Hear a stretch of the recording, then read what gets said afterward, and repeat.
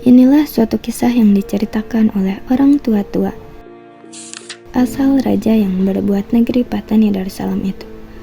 Adapun raja di kota Maligai itu namanya Payatukerup Mahajana. Maka Payatukerup Mahajana pun beranak seorang laki-laki. Maka dinamai anak kanda baginda itu Payatu Antara.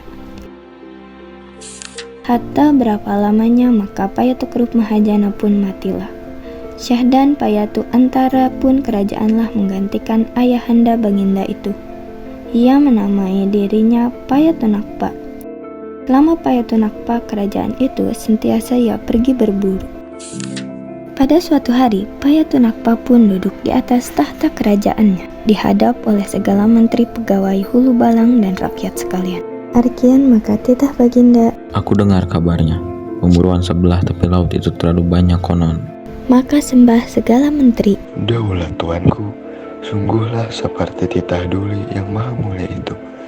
Patik dengar pun demikian juga. Maka titah Payatunakpa. Baiklah, esok pagi-pagi kita berburu.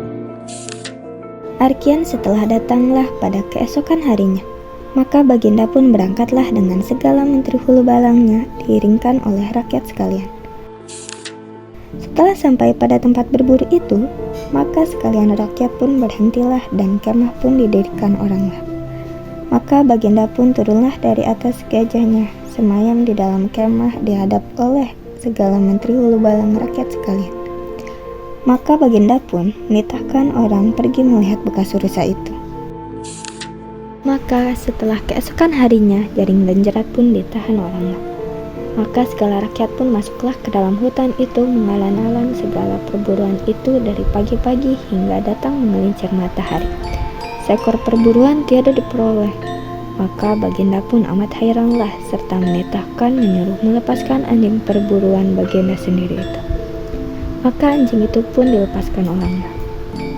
Hatta ada sekira-kira 2 jam lamanya, maka berbunyilah suara anjing itu menyala. Baginda pun segera mendapatkan suara anjing itu.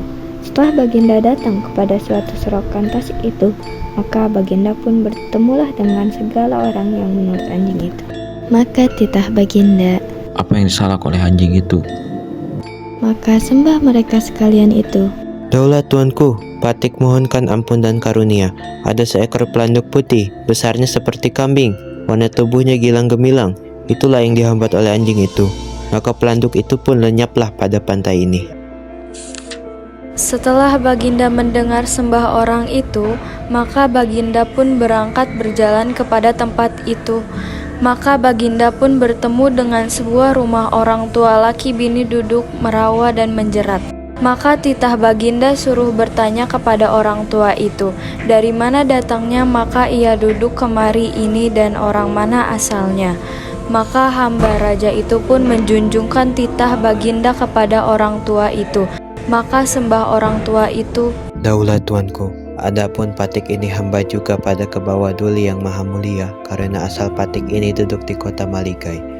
Maka pada masa Paduka Nenda berangkat pergi berbuat negeri ke Ayodhya, maka Patik pun dikerah orang pergi mengiringkan Duli Paduka Nenda berangkat itu. Setelah Paduka Nenda sampai kepada tempat ini, maka Patik pun kedatangan penyakit. Maka Patik pun ditinggalkan oranglah pada tempat ini. maka titah baginda, Apa nama engkau? maka sembah orang tua itu. Nama Pati Encik Tani. Setelah sudah baginda mendengar sembah orang tua itu, maka baginda pun kembalilah kepada kemahnya. Dan pada malam itu baginda pun berbicara dengan segala menteri hulu bangnya hendak berbuat negeri pada tempat pelanduk putih itu. Setelah keesokan harinya, maka segala menteri hulu balang pun menyuruh orang mudik ke kota Maligai dan kelancang mengerahkan segala rakyat hilir berbuat negeri itu. Setelah sudah segala menteri hulu balang dititahkan oleh baginda masing-masing dengan ketumbukannya, maka baginda pun berangkatlah kembali ke kota Maligai. Hatta antara 2 bulan lamanya, maka negeri itu pun sudahlah. Maka baginda pun pindah hilir duduk pada negeri yang diperbuat itu. Dan negeri itu dinamakan Patani Darussalam. Arkian pangkalan yang di tempat pelanduk putih lenyap itu dan pangkalan itu pada pintu Gajah Kulu Jembatan Kedi. Dan pangkalan itulah tempat Encik Tani naik turun, merawat dan menjerat itu. Syah dan kebanyakan kata orang, nama negeri itu mengikut nama orang yang merawat itulah, bahwa sesungguhnya nama negeri itu mengikut sembah orang yang mengatakan pelanduk lenyap itu. Beberapa tahun lamanya, Payatu Nakpa bertahta. Datanglah suatu penyakit berat yang menyerangnya. Tak ada satu tabib pun yang dapat mengobatinya. Lalu raja pun mengeluarkan pengumuman melalui anak buahnya, yaitu siapa yang bisa mengobati penyakit raja, maka ia akan diambil sebagai menantu.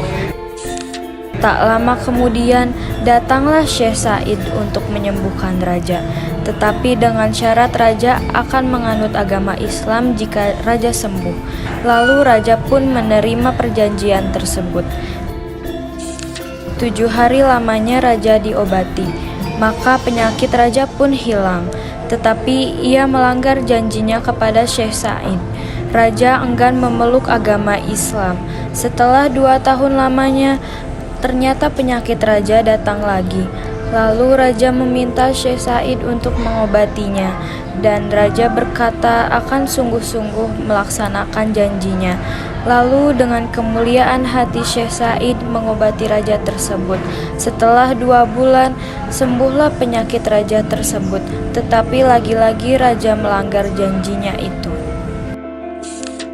Setahun sesudah itu, raja didatangi sakit itu lagi, bahkan lebih parah.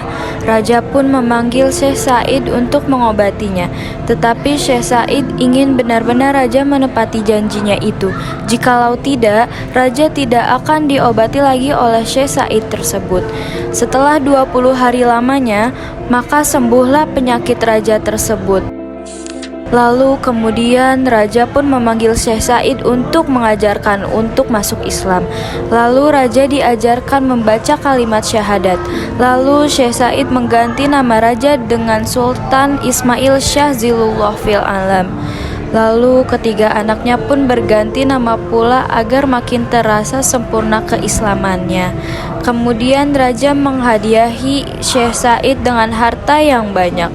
Namun Syekh Said tak mau dan meminta untuk pulang ke negeri pasainya. Tidak lama setelah itu, banyak pula lah rakyat yang masuk Islam. Mereka mendirikan sholat dan tidak makan babi lagi. Walaupun begitu, raja tetap melakukan pekerjaan yang bertentangan dengan Islam.